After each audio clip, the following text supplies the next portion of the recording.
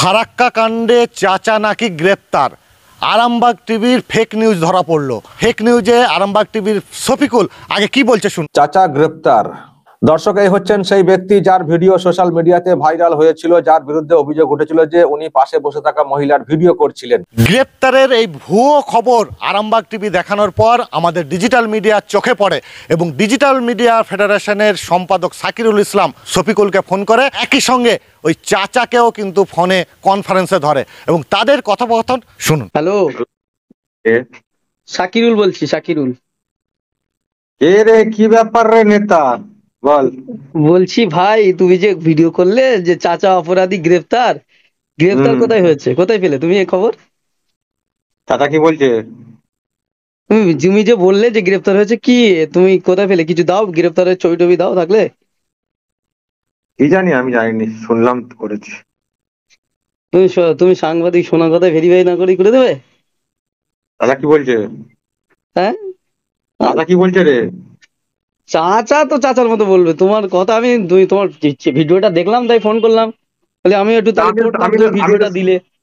আমি তো শুনেছি গ্রেফতার। তাহলে শুনলেই করে দেবে, মানে কোনো ডকুমেন্টস নেবে না? গ্রেফতার হয়েছে তো, তুই জানিস নি হয়তো। কোথায় কোথায় গ্রেফতার হয়েছে? কোন থানা? জিআরপি দিয়ে কোথা কাকে পাঠিয়েছে বললো তো, শুনলাম। কোথায় কোথায় একটু বলো দাও। এটা আমি ডিটেলস অত বলতে পারবো না, কিন্তু যেখানে খবরটা পেলাম বিশ্বাসযোগ্য, ওই জন্যই করলাম। চাচা কনফারেন্সে আছে, কথা বলবে? দাও। হ্যাঁ বলছি, মাফিকুল ইসলাম বলছেন? না, ওনার ছেলে। আচ্ছা, এই আর একটা খবর দেখছি, আপনার আব্বা নাকি গ্রেফতার হয়েছে। না না, এসব ভুল। হ্যাঁ, আজকে তো ভিডিও করে নিয়ে গেল সব, স্বপ্না ভাদুড়ি আর ওকে কে। ওই আরামবাগ টিভিতে দেখলাম যে আপনার আব্বা গ্রেফতার হয়েছে, তাই ফোন করলাম। সাংবাদিক আছে লাইনে।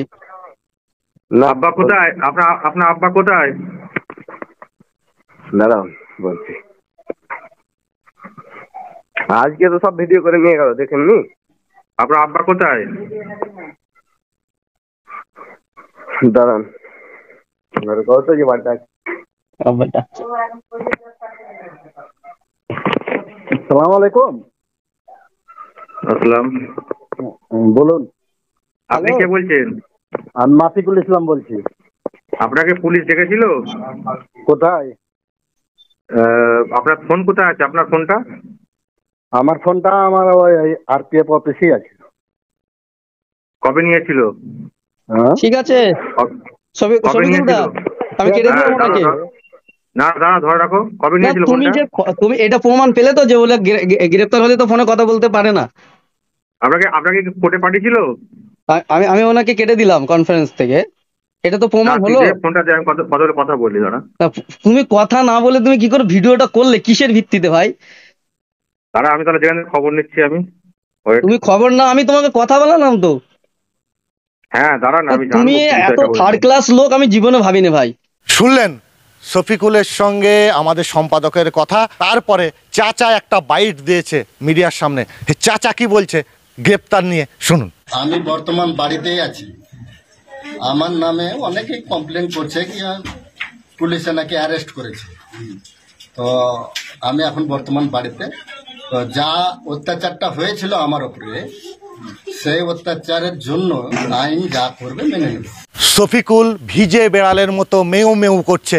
গত দুদিন আগে যেটা করেছিল আজ তক বাংলা, তারাও কিন্তু ফেক নিউজ দেখিয়েছিল এবং চাচার নামে একটা নোংরা, একটা বিদ্বেষী, ধর্ম বিদ্বেষী একটা খবর পরিবেশন করেছিল।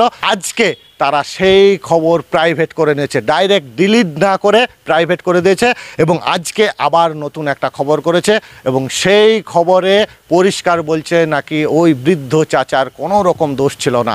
হ্যাঁ, শেষে হার স্বীকার করতে হলো। আর এটাই আমাদের ডিজিটাল মিডিয়ার জয়। আপনারা বেশি বেশি করে শেয়ার করবেন আর মতামত জানাবেন যে আমরা ডিজিটাল মিডিয়া কিভাবে কাজ করছি। আর আমাদের ডিজিটাল মিডিয়া ফেডারেশন এটা পুরোটা সামনে তুলে ধরলো। তার কারণ প্রথম দিন যেদিন ট্রেনে ঘটনাটা ঘটেছিল থেকে আজকে পর্যন্ত যে পরপর যে ঘটনা, আমরা কিন্তু স্পটে গিয়ে সেখানে গিয়ে খবর করে পরপর তুলে ধরেছি। কিন্তু ওই আরামবাগ টিভি আর ওই আজ তক বাংলার মতো একটা কোথায় ভিডিও পেয়েছে, মন গড়া একটা বলে দিলাম, মানুষকে ভুল পথে চালিত করব, এটা কিন্তু আমরা নয়। আমরা একদম গ্রাউন্ড লেভেলে গিয়ে সেখানে গিয়ে আমরা খবর করি। আর সেটাই আজকে আমাদের জয়, ডিজিটাল মিডিয়া ফেডারেশনের জয়। হ্যাঁ, ডিজিটাল মিডিয়া ফেডারেশনের আমাদের বন্ধুরা একের পর এক বিভিন্ন জায়গায় ইন্টারভিউ, বিভিন্ন রকম ঘটনা একটার পর একটা দেখিয়ে শেষে আজকে আমাদের জয় হলো। আপনাদের মতামত অবশ্যই জানাবেন। এবং এই যে ঘটনা, এই রকম গদি মিডিয়া বারবার ভুল যে দেখাচ্ছে এবং আমরা সেটা তুলে ধরছি এবং আসল জিনিসটা তুলে ধরছি, এটা কিন্তু আপনারা বেশি বেশি করে শেয়ার করবেন। তার কারণ মানুষের কাছে যাওয়া অবশ্যই দরকার। সে কারণে শেয়ার করুন আর অবশ্যই কমেন্ট করতে ভুলবেন না।